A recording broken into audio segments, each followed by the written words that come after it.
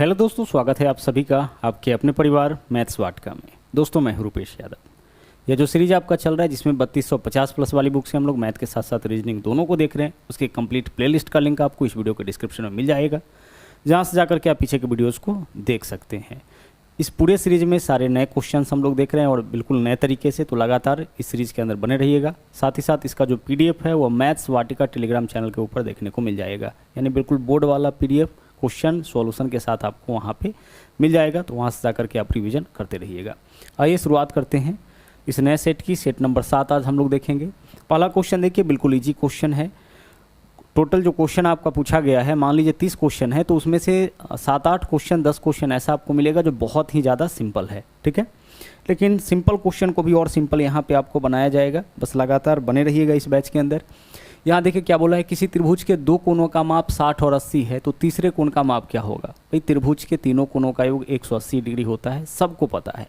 तो अगर दो कोण का देखा जाए यहाँ पे तो क्या है, 60 और 80 140 डिग्री। 60 और 80 को जोड़ेंगे क्या होगा, 140। तो तीसरे कोण का माप आपका 40 डिग्री होगा, तभी तो तीनों कोणों का योग 180 होगा। त्रिभुज के तीनों कोणों का योग 180, दो का माप 60 और 80 कितना, 140। तो तीसरे का माप 40 ही होगा, तभी तो तीनों का योग 180 होगा। तो बहुत ही सिंपल सा यह आपका क्वेश्चन था। आइए इस अगले क्वेश्चन को थोड़ा ध्यान से समझते हैं। घातांक और करनी का यह आपका क्वेश्चन है। हम सबसे पहले इसका सॉल्यूशन करते हैं। देखिए यहाँ पे क्या है आपके पास, a प्लस 1/b। थोड़ा ध्यान से इसको समझिएगा। इसको अगर हम सोल्व करेंगे तो क्या होगा, इसके बट्टा में कोई वैल्यू नहीं है, तो इससे इसमें गुना, तो कितना हो जाएगा, ab प्लस b है तो यहाँ पे 1 रह जाएगा बट्टा b, यही तो होगा। अगर हम इसको सोल्व करते हैं तो बट्टा में कुछ नहीं है, तो 1 और b तो 1 होगा, 1 और b का एलसीएम b होगा, 1 से भाग करेंगे b से में गुना ab प्लस b से b कैंसिल हो जाएगा, आपका 1 बचेगा, 1 से 1 में गुना 1 हो जाएगा। तो हम लोग डायरेक्ट तो यही करते हैं ना कि अगर किसी नंबर के बट्टा में कोई वैल्यू ना हो तो हम क्रॉस मल्टीप्लाई इस तरह से करते हैं, तो b से में गुना, तो ab प्लस इधर वाले वैल्यू को सेम रखते हैं, बट्टा में यह वाला जो नीचे आपका दिया गया है। एक चीज़ तो आपको यहाँ पे आपको समझना था। तो अगर हम इसको सोल्व करते हैं तो क्या होगा, ab प्लस 1/b, तो ab प्लस 1/b इसका सॉल्यूशन आपका आ गया, ठीक है। और इसका होल पावर कितना दे रखा है, इसका होल पावर है r, तो पावर को अपने जगह पे आप रहने दीजिए। इनटू आगे देख लीजिए गुना में क्या वैल्यू है, गुना में वैल्यू है इतना। इसको सोल्व करिए, b से a में गुना करिएगा, कितना हो जाएगा आपका ab माइनस 1 है तो 1 को अपने जगह रहने दीजिए, बट्टा में b होगा। इससे इसमें गुना करेंगे, इसको घटाएंगे, इस कंप्लीट का पावर s है तो पावर s आप रख दीजिए।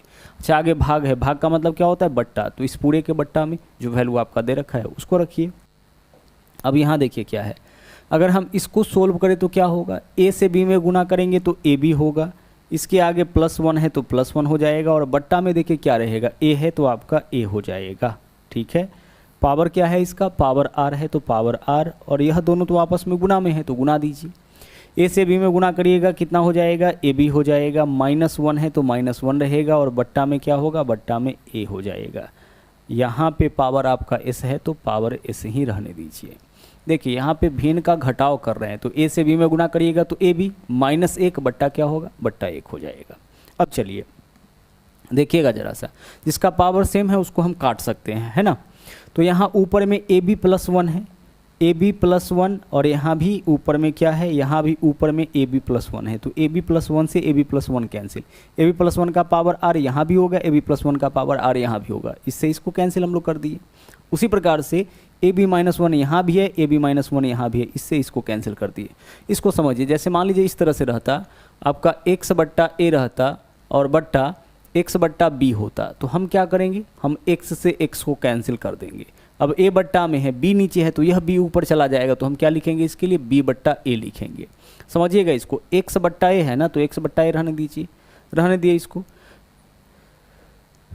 चलिए, और बट्टा में x बट्टा b है, तो बट्टा वाला जो है उलट के गुना होगा तो b बट्टा x हो जाएगा, तो x से x कैंसिल किया गया हमारे पास, a बट्टा b ही आ गया वापस से। तो इसी चीज़ को हम डायरेक्ट ऐसे कर सकते हैं, क्या कर सकते हैं, ऊपर से ऊपर कैंसिल। अब देखिए नीचे में b है और यहाँ नीचे में a है, तो a कहाँ चला जाएगा, ऊपर, बट्टा के नीचे बट्टा में a है तो a चला जाएगा ऊपर। तो हम इसके लिए लिखेंगे a बट्टा b का पावर कितना, a बट्टा b का पावर r, क्योंकि दोनों के साथ पावर r है, b का पावर r, a का पावर r। यह वाला a तो ऊपर जाएगा ना, और यह b नीचे है तो नीचे रह जाएगा। तो ए का पावर आर बट्टा बी का पावर आर क्या लिख सकते हैं, ए बट्टा बी का पावर आर। उसी प्रकार से यहाँ देखिए नीचे में बी नीचे में ए, यह ए कहाँ जाएगा ऊपर, तो ए बट्टा बी का पावर क्या हो जाएगा, ए बट्टा बी का पावर आपका यहाँ पे हो जाएगा एस, दोनों का पावर एस है। तो ठीक है, अब आगे इस दोनों का देख लीजिए बेस सेम है, बेस सेम है गुना में है तो पावर को हम लोग क्या करेंगे, जोड़ेंगे। घातांक और करने का यही तो रूल है, दोनों का बेस सेम है गुना में है तो केवल पावर को जोड़िए, तो ए बट्टा बी का power R plus S, answer क्या हो जाएगा हमारा, विकल्प बी हो जाएगा। तो इस कॉन्सेप्ट के मदद से हम लोग इस क्वेश्चन को सोल्व करेंगे। ठीक है, चलिए बढ़ते हैं अगले क्वेश्चन में। यहाँ देखिए हमारा एक बैच चल रहा है जो कि मैथ्स वाटिका 2.0 इस एप्लीकेशन के ऊपर है। यहाँ पे आपका जो बैच है ब्रह्मास्त्र बैच, इसके अंदर सारे नए क्वेश्चन खासतौर से 2022 और 23 में जो अलग अलग एग्जाम हुए हैं उनके इंपॉर्टेंट क्वेश्चन को यहाँ पे शामिल किया गया है। साथ ही साथ चैप्टर वाइज और टाइप वाइज यहाँ पे क्वेश्चन आपको देखने को मिलेगा। इस कंप्लीट बैच का फ़ी आपका 399 रुपये है, जिसके अंदर जो मेरा मैथ फाउंडेशन बैच है 350 का, उसका सब्सक्रिप्शन फ्री में मिलता है। यानी 350 वाले एक बैच का सब्सक्रिप्शन इस बैच के अंदर फ्री में मिलेगा, साथ में जो नया कंटेंट आपको यहाँ पे देखने को मिलेगा वह तो मिलेगा ही। चलिए बढ़ते हैं अगले क्वेश्चन में।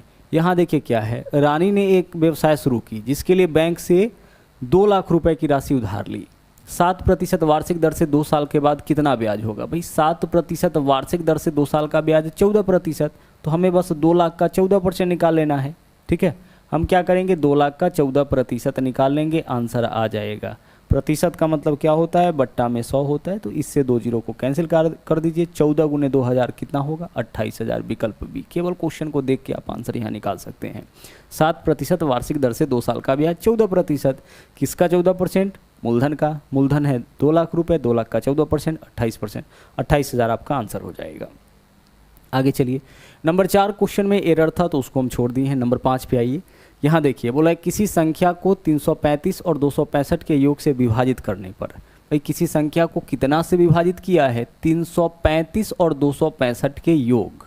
तो 335 में 265 को जोड़िएगा तो 600 हो जाएगा। तो 600 से भाग करने पर क्या बोला है, किसी संख्या को 335 और 265 के योग से विभाजित करने पर। तो 335 और 265 का योग 600 हो जाएगा, यानी 600 से विभाजित करने पर भागफल कितना आता है, भागफल आता है 335 और 265 के अंतर का तिगुना। तो इस दोनों का अंतर कितना का होगा, 335 में से 265 माइनस करिएगा 70, 70 का तिगुना, 70 का तिगुना 7 या 21 यानी 210 का। ठीक है, इतना से भाग करने पर भागफल इतना आता है। और फिर बोला शेष कितना प्राप्त होता है, शेष आपका 35 प्राप्त होता है। इस क्वेश्चन में देखिए क्या बोला है, रिपीट कर रहे हैं, समझिएगा। बोला यह है कि किसी संख्या को जब इस दोनों के योग से विभाजित किया जाता है, मतलब इतना से भाग दिया जाता है, तो जिससे भाग दिया जाता है उसको हम लोग क्या बोलते हैं, उसको बोलते हैं भाजक। तो इतना से भाग किया जाता है, तो जो भागफल आता है ना, जो भागफल आपका आता है वो कितना आ जाता है सर, जो भागफल आता है ना वह इस दोनों के अंतर का तिगुना। तो इस दोनों का जो अंतर होगा, घटाइएगा 335 में से 265 तो 70 आएगा, और 70 का तिगुना यानी 210 भागफल हो जाएगा। और शेष जो प्राप्त होता है वह 35 प्राप्त होता है। तो वह संख्या क्या होगा, यहाँ पे देखिए हमारे पास भाजक है, भागफल है, शेष है, वह संख्या पता करना है, यानी भाज पता करना है। तो भाज बराबर भाजक, भाज बराबर क्या हो जाएगा, भाजक गुने भागफल जोड़ शेष। बस यही तो रूल है, भाज बराबर भाजक गुने भागफल जोड़ शेष। भाजक दे रखा है, भागफल दे रखा है, शेष दे रखा है, हमें बताना है कि वह संख्या कौन सा है जिसमें 600 से भाग करने पर भागफल इतना, शेष इतना आता है। तो बस भाजक गुने भागफल जोड़ शेष कर लीजिएगा। जब आप इस दोनों को गुना करिएगा तो 21 छके 126 होता है। तो यहाँ पे 1,26,000, 1,26,000 में 35 जोड़िएगा तो 1,26,035 आपका आंसर हो जाएगा। जब इस दोनों को गुना करिएगा तो कितना हो जाएगा, 21 छके 126 और इसके ऊपर 2 और 1 3 जीरो हो जाएगा, यही तो होगा। और फिर जब 35 इसमें ऐड करिएगा तो 1,26,035 विकल्प सी आपका सही आंसर। आगे चलिए, यहाँ देखिए क्या बोला है, बोला किसी वस्तु के मूल्य में पहले 20% की वृद्धि, फिर प्रत्येक पर 5% के 2 क्रमिक छूट दिया जाता है। तो इस स्थिति में वस्तु का विक्रय मूल्य क्या होगा। तो वस्तु का यहाँ पे सबसे पहले हम मान लेते हैं अंकित मूल्य 100। अब 20% बढ़ा देंगे तो 100 से कितना हो जाएगा, 120। देखिए 20% बढ़ा दिए। अब फिर 5% का 2 छूट देना है। तो 5% अगर छोड़ेंगे तो इसके 95% के बराबर पहला बार वैल्यू होगा, और फिर से इस पर 5% की छूट, तो फिर से इसके 95% के बराबर इसका वैल्यू रह जाएगा। रिपीट कर रहे हैं, कॉन्सेप्ट समझिएगा। बोला किसी वस्तु का मूल्य पहले 20% बढ़ा दिए, तो मूल्य हम मान लिए कितना, हम मूल्य मान लिए उसका 100, ठीक है। 20% बढ़ा दिए तो डायरेक्ट इसको लिख दिए 120 हो गया होगा। फिर 5% का दो बार छूट दिया गया, क्रमिक छूट, तो 5% छूट का मतलब है कि उस वस्तु का कीमत उसके पूर्व कीमत के 95% के बराबर रह जाएगा। तो पहले वाला कीमत इतना, इसके 95%, फिर से 5% का छूट, तो अब इस कीमत के 95% के बराबर। सोल्व करिए, अगर 5 से काटिएगा तो यहाँ 19 होगा, 5 से काटिएगा तो यहाँ 20 हो जाएगा, ठीक है। फिर 5 से इसको भी काटिएगा तो यहाँ 19 होगा, 5 से काटिएगा तो यहाँ पे आपका 20 हो जाएगा। 20 से अगर इसको काटते हैं 20 छक्के 120, 2 से काटिएगा यहाँ 3 होगा, 2 से काटिएगा यहाँ पे 10 हो जाएगा। ऊपर वाले को आपस में गुना करके 10 से भाग करिए, 19 गुने 19 होता है 361, 19 का स्क्वायर, और 361 में हमें कितना से गुना करना है, 3 से गुना करना है, तो गुना कर लीजिए, 3 से गुना करिएगा तो 3 हो जाएगा, 36 3 108, इतना बट्टा 10, नीचे तो 10 ही है, इन सब का गुणनफल 1083, नीचे में 10 है तो 10, 10 से जब आप भाग करिएगा तो 10 से भाग करने का मतलब है एक अंक के बाद दशमलव, यानी कि 108.3। तो वस्तु का कीमत कितना माने थे, 100 माने थे। जब 20% बढ़ाया जाएगा और 5% का 2 बार छूट दिया जाएगा तो कीमत हो जाएगा 108.3। तो 100 का वस्तु है, 108.3 वस्तु का कीमत हो गया, यानी कि वस्तु का विक्रय मूल्य उसके क्रय मूल्य से कितना अधिक हो गया, 8.3% अधिक। तो विकल्प डी आंसर। जो फाइनल वैल्यू आए उसको आप देखिए कि वह 100 से ज़्यादा है कि कम, ज़्यादा है तो अधिक हो जाएगा फाइनल वैल्यू, और अगर कम है तो इसका मतलब कि जो अंकित मूल्य है उससे कम हो जाएगा। अब 100 से यह वैल्यू जितना ज़्यादा है उतना अधिक होगा क्रय मूल्य से, तो 100 से यह 8.3 ज़्यादा है, यानी कि 8.3% क्रय मूल्य से अधिक होगा विक्रय मूल्य। चलिए बढ़ते हैं अगले क्वेश्चन में। यहाँ देखिए क्या है, बोला है कि किसी त्रिभुज की भुजाओं की लंबाई 5, 7 और 10 सेंटीमीटर है, तो त्रिभुज का क्षेत्रफल। यहाँ पे त्रिभुज का क्या दे रखा है, तीनों भुजाओं का माप दे रखा है और हमें क्षेत्रफल बताना है। तो सबसे पहले हम लोग सेमी पेरीमीटर निकालते हैं। कैसे निकलता है, तीनों भुजाओं के योग का आधा। तो देखिए 5 और 7 12 और 10 22, 22 का आधा कितना हो जाएगा, 22 का आधा हो जाएगा आपका 11, यानी सेमी पेरीमीटर आ गया आपका 11 सेंटीमीटर। सेंटीमीटर के फॉर्म में ही, सेंटीमीटर के फॉर्म में ही पूछा है तो सीधे हम 11 ले लिए। इसका वैल्यू कितना आ गया आपका 11। इस कैसे निकालते हैं, इसका मतलब होता है परिमाप का आधा। परिमाप तीनों भुजाओं का लंबाई होता है, तो तीनों भुजाओं का लंबाई आपका कितना आ जा रहा है 22, 22 का आधा 11। अब हम निकालेंगे इसका क्षेत्रफल। क्षेत्रफल कैसे निकालते हैं, क्षेत्रफल के लिए सबसे पहले लिखते हैं हम लोग √S, तो S का वैल्यू है 11।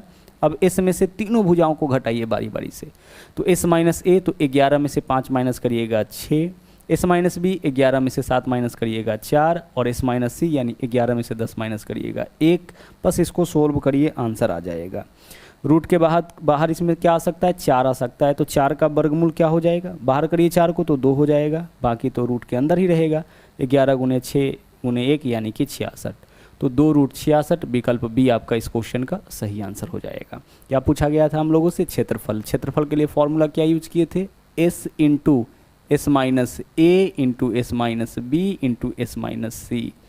जब भी तीनों भुजा पता हो तो सबसे पहले हम लोग S निकालते हैं। S का मतलब होता है तीनों भुजाओं के योग का आधा, यानी सेमी पेरीमीटर, और उसके बाद क्षेत्रफल निकालने के लिए हम लोग इस फॉर्मूला का उपयोग कर लेते हैं। चलिए बढ़ते हैं अगले क्वेश्चन में। यहाँ देखिए बोला है निम्न तालिका एक कॉलेज के विभिन्न वर्गों के अर्थात कला, विज्ञान, वाणिज्य, विधि में अध्ययनरत पुरुष और महिला विद्यार्थियों की संख्या को दर्शाया है। तालिका का अध्ययन करें और पूछे गए प्रश्न का उत्तर दें।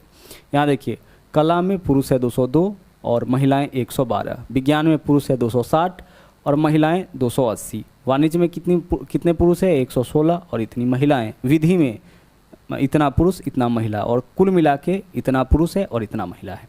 क्वेश्चन क्या पूछा गया है, कॉलेज के कुल विद्यार्थियों में से वाणिज्य की महिला विद्यार्थी का प्रतिशत। वाणिज्य के महिला विद्यार्थी का प्रतिशत किसके रिस्पेक्ट में, कॉलेज के कुल विद्यार्थी के रिस्पेक्ट में। तो वाणिज्य में महिला कितना है, देखिए वाणिज्य में महिला का संख्या है 190, तो हमें यह बताना है कि 190 जो है वह कुल विद्यार्थी का, कुल विद्यार्थी कॉलेज के कुल विद्यार्थी, तो कॉलेज के कुल विद्यार्थी यानी लड़का लड़की मिला करके, तो इन दोनों को जोड़िए कितना आता है 6 और 7 13, 3 हासिल 1 और 5 और 9 और 1 10 0, 6 6 12 और 1 13, 1303। यह हो गया इस कॉलेज में वाणिज्य में महिलाओं का संख्या। कुल विद्यार्थियों की संख्या का कितना प्रतिशत गुना करेंगे हम 100 से। जिसके बारे में बोलेगा ना हमेशा उसको ऊपर रखिएगा, जिसके रिस्पेक्ट में पूछा जाए उसको बट्टा में रखना है और प्रतिशत के लिए गुना करना है 100 से। अगर पूछा जाता है एक्स वाई का कितना परसेंट, एक्स ऊपर वाई नीचे गुना करेंगे 100 से। वाई एक्स का कितना प्रतिशत, वाई ऊपर एक्स नीचे गुना करेंगे 100 से। यहाँ अगर यह पूछता कि वाणिज्य के महिला का संख्या कुल महिलाओं की संख्या का कितना प्रतिशत, तो 190/647 गुने 100 करते। लेकिन यहाँ क्या पूछा है, कुल कॉलेज के विद्यार्थी का मतलब इन दोनों के योग का कितना परसेंट। सोल्व इसको करिएगा, 14.58% विकल्प सी आपका यहाँ पे सही आंसर हो जाएगा। चलिए बढ़ते हैं अगले क्वेश्चन में। अगला देखिए क्वेश्चन नंबर 9 बहुत सिंपल है। 6 का स्क्वायर प्लस 7 का स्क्वायर प्लस √16। √16 मतलब कितना 4, 6 का स्क्वायर मतलब 36, 36 4 40 प्लस 49 89 विकल्प सी आंसर हो जाएगा। ठीक है, अगले क्वेश्चन में चलिए। उस द्विघात समीकरण का चयन कीजिए जिसका एक मूल 1 प्लस √3। अच्छा, मूल को हम लोग किससे दर्शाते हैं, अल्फा से। तो एक मूल आपका दे रख अल्फा और बीटा से, तो एक मूल है 1 प्लस √3। तो जब भी इस प्रकार से मूल देना, तो अगर एक मूल 1 प्लस √3 है तो दूसरा मूल हो जाएगा 1 माइनस √3। बस बीच का चिन्ह आपको बदल देना है, इतना आप ध्यान रखिएगा। अल्फा का वैल्यू अगर 1 प्लस √3 है तो बीटा का मान क्या हो जाएगा, 1 माइनस √3। केवल इसके बीच का चिन्ह बदल देना है। अल्फा का मान दे रखा था, बीटा का मान निकल गया। पहला मूल इतना है, दूसरा मूल इतना है। इक्वेशन कैसे बनाते हैं, हमें बताना है कि वह समीकरण ज्ञात कीजिए जिसका मूल यह है। तो समीकरण बनाने के लिए हम लोग लिखते हैं एक्स स्क्वायर माइनस मूलों का योगफल, मूलों का योगफल यानी अल्फा प्लस बीटा, और इसमें क्या लगाएंगे एक्स, और प्लस फिर क्या लिखते हैं मूलों का गुणनफल यानी अल्फा इंटू बीटा बराबर 0। हो गया, इक्वेशन हमारा बन गया। तो आइए सबसे पहले हम लिखते हैं एक्स स्क्वायर माइनस मूलों का योगफल, इस दोनों को जोड़िए तो क्या होगा, जब आप इस दोनों को जोड़िएगा प्लस √3 माइनस √3 कैंसिल, एक और एक कितना होगा 2, यानी अल्फा प्लस बीटा का मान 2 हो जाएगा। एक्स गुना में है तो रहने दीजिए। उसके बाद क्या है, प्लस अल्फा इंटू बीटा, तो अल्फा इंटू बीटा निकालिए, तो इस दोनों को गुना करिए। तो जब आप इस दोनों को गुना करिएगा तो यहाँ फॉर्म क्या बनेगा, a plus B into A minus B, यही तो फॉर्म बनेगा। तो a plus B into A minus B क्या होता है, A square minus B square. तो a के जगह आपका है 1, b के जगह है माइनस b के जगह है √3। सोल्व करिए इसको, √3 का स्क्वायर 3, 1 का स्क्वायर 1, √3 का स्क्वायर 3, 1 में से 3 माइनस करिएगा -2। तो -2 किसका मान आया, अल्फा इंटू बीटा का। तो प्लस माइनस यहाँ क्या लिखेंगे, प्लस -2, तो प्लस माइनस माइनस हो जाएगा यानी -2 रह जाएगा, इज इक्वल टू 0। यही आपका इक्वेशन हो गया।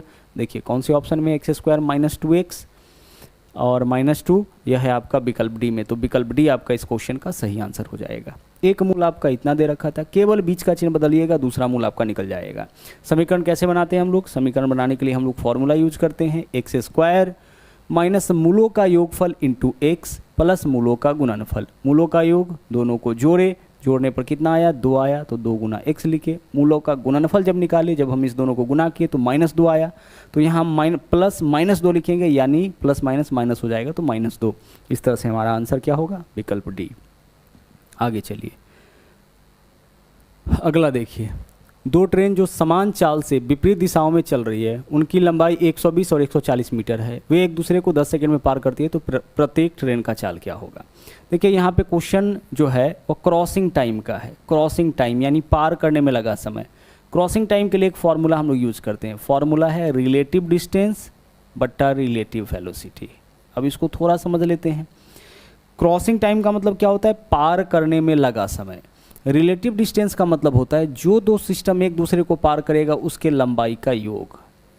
जो 2 सिस्टम, अगर 2 ट्रेन एक दूसरे को पार कर रहा है तो दोनों के लंबाई का योग। अगर एक ट्रेन है एक व्यक्ति है तो ट्रेन और व्यक्ति के लंबाई का योग। अगर एक ट्रेन है एक बस है तो दोनों के लंबाई का योग। यानी जो 2 सिस्टम एक दूसरे को पार करेगा उसके लंबाई का योग क्या कहलाता है, रिलेटिव डिस्टेंस। जब भी बात 2 ट्रेन का होगा तो दोनों का अपना अपना डिस्टेंस होगा, दोनों को जोड़ेंगे वही रिलेटिव डिस्टेंस हो जाएगा। फिर हम लोग क्या लिखेंगे, रिलेटिव वेलोसिटी। वेलोसिटी मतलब होता है चाल। रिलेटिव वेलोसिटी हम लोग कैसे निकालेंगे, दोनों के चाल को या तो हम जोड़ देंगे या फिर दोनों के चाल को हम लोग घटा लेते हैं। जोड़ते तब है, यह डिपेंड करता है डायरेक्शन पर, जोड़ते तब है जब दोनों एक दूसरे के अपोजिट डायरेक्शन में होता है, विपरीत दिशा में, और घटाते तब हैं जब दोनों ट्रेन सेम ही डायरेक्शन में आपका चल रहा होता है, एक ही दिशा में चल रहा होता है। ठीक है, अब आइए इसको सोल्व करते हैं। यहाँ देखिए, वे एक दूसरे को 10 सेकेंड में पार करती है, तो क्रॉसिंग टाइम तो पता है यहाँ पे 10 सेकेंड, इसके जगह 10 रख दिए। रिलेटिव डिस्टेंस, दोनों का लंबाई देखिए, एक का लंबाई 120, दूसरा का लंबाई 140, जोड़ लीजिए 140 120 कितना हो जाएगा, 260 हो जाएगा। तो रिलेटिव डिस्टेंस 260 आ गया। But relative velocity, relative velocity में दोनों के चाल को या तो जोड़ेंगे या घटाएंगे। विपरीत दिशा में है, देखिए विपरीत दिशा में है, अपोजिट डायरेक्शन में, तो चाल को जोड़ेंगे। अब दोनों में से किसी का भी चाल नहीं पता है और समान चाल है, तो हम ऐसा करते हैं, पहला का भी चाल x ले लेते हैं, दूसरा का भी चाल x ले लेते हैं, तो दोनों का कुल चाल क्या हो जाएगा, 2x हो जाएगा। हम दोनों का चाल मान लिए x, क्योंकि बोला है दो ट्रेन समान चाल से चल रही है, तो प्रत्येक का चाल अगर हम x लेंगे तो दोनों का कुल चाल क्या होगा, रिलेटिव वेलोसिटी लिखना है ना, तो x प्लस x यानी कि 2x। सोल्व करिए, देखिए 10 से काटिएगा या कैंसिल हो जाएगा, 2 से काटिएगा 13 हो जाएगा, क्रॉस मल्टीप्लाई करिएगा, इधर x होगा बराबर 13, x बराबर 13, x क्या माने हैं, प्रत्येक रेलगाड़ी का चाल, तो प्रत्येक रेलगाड़ी का चाल आपका हो जाएगा 13 मीटर पर सेकेंड। यही आपके क्वेश्चन का आंसर हो जाएगा। इस फॉर्मूला को लगाते वक्त एक चीज़ का ध्यान रखिएगा कि जो भी यूनिट हो वह मीटर सेकेंड के फॉर्म में, जैसे समय सेकेंड के रूप में, और दूरी जो होना चाहिए वह तो मीटर में रहेगा ही, नहीं है तो उसको मीटर में बदलेंगे, और जो चाल होना चाहिए वह मीटर पर सेकेंड में। कभी कभी किलोमीटर पर आवर के रूप में चाल दे देता है, तो अगर कभी चाल किलोमीटर पर आवर के फॉर्म में है तो वहाँ पे आप 5/18 से गुणा कर लीजिएगा, इससे चाल आपका मीटर पर सेकेंड में कन्वर्ट हो जाएगा। लेकिन हमेशा ध्यान रखिएगा कि जो डाटा आपका रहना चाहिए सब मीटर पर सेकेंड के फॉर्म में ही रहना चाहिए। आगे बढ़ते हैं, अगला क्वेश्चन देखते हैं। यहाँ देखिए बोला है एक कंबल को 1148 में बेचने पर 30% की हानि। भाई जब एक कंबल को 1148 में बेचा, इतना में बेचा, तो क्या हुआ है, इसमें बेचने पर 30% की हानि, इसका मतलब यह 70% का ही मान है। 30% हानि का मतलब वस्तु को उसके क्रय मूल्य से 30% कम में बेचा गया, तो 30% कम यानी कि उसकी कीमत के 70% में ही बेच दिया। तो 1148 70% का मान है, 70 से भाग करिएगा 1% का मान निकल जाएगा। हमें क्या बताना है, कितना में बेचे कि 5% का लाभ। भाई 5% लाभ के लिए हमको 105% में वस्तु को बेचना पड़ेगा, यानी हमें 105% का मान निकालना है। फिर से देखिए क्वेश्चन को पढ़ के यह क्लियर हो जाना चाहिए कि कितने प्रतिशत का मान दिया है और कितना का मान पूछा है। जब इतना में बेचा तो 30% की हानि, यानी यह आपका मात्र 70% का मान है। कितना में बेचे कि 5% का लाभ, यानी 105% का मान आपको बताना है। सोल्व करिए, 35 से काटिएगा 35 दूना 70, 35 से काटिएगा 35 त्रिक 105, 2 से काटिएगा 2 पंचे 10, 2 सते 14, 2 चौके 8, 574 में 3 से गुना करिएगा 1722 आपका इस क्वेश्चन का आंसर हो जाएगा, विकल्प डी। ठीक है, चलिए तो इस तरह से आपका नंबर 12 क्लियर हुआ। आगे देखते हैं अगला नंबर 13 क्वेश्चन।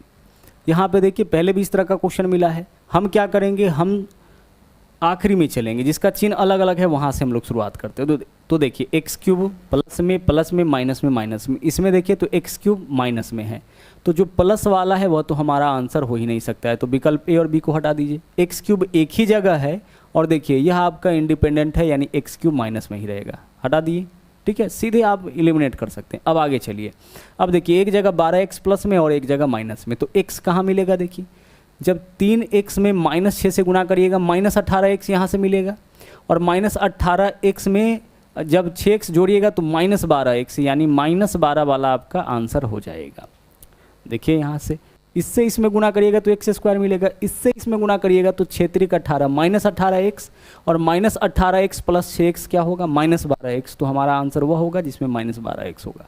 आप चाहे तो सीधे इसको सोल्व कर सकते हैं। 3x से x में गुणा करिएगा 3x स्क्वायर हो जाएगा, और 3x से -6 में गुणा करिएगा -18 होगा, बाकी तो वैल्यू ऐसे ही है, x square plus 6x minus 9, इसके अलावा प्लस 24 और माइनस एक्स क्यूब। सोल्व कर लीजिए इसको। देखिए यहाँ पे पहले नंबर वाला ही लिखना है, नंबर वाला। तो नंबर देखिए यहाँ पे क्या है, 24 में से पहले 9, 24 में से पहले 18 माइनस करिए तो 6 बचेगा, और 6 में से 9 माइनस करिए -3 हो जाएगा। कितना हो जाएगा आपका, कैंसिल हो रहा है क्या, कहीं पे कुछ गड़बड़ी हो गई है क्या, एक सेकंड देख लीजिए। 18 और 24 यहाँ पे आपका कितना है, अच्छा ठीक है, चलिए। तो अगर यहाँ पे क्या दिक्कत हो रहा है, प्लस -9 प्लस 24, अच्छा यहाँ 18x है, ठीक है, यहाँ क्या है आपका, यहाँ 18x है, 3x से x में गुना करिएगा 3x², और 3x से 6 में गुना करिएगा तो 18x हो जाएगा ना। तो पहले हमें क्या लिखना है, इसमें नंबर लिखना है। तो 24 में से 9 माइनस करिए, 15 हो जाएगा। चलिए अब x वाला लिखिए, -18x + 6x क्या हो जाएगा, -12x हो जाएगा। अब x² वाला लिखिए, x² वाला केवल यही है और है कहीं, हाँ यह दोनों है। 3x² में x² जोड़िएगा 4x² हो जाएगा। इसके अलावा बचा है x³ तो -x³ कर लीजिए। इस प्रकार से भी आप अपना आंसर निकाल सकते हैं। ठीक है, यहाँ पे छूट गया था 18 के साथ जो x लगा हुआ है।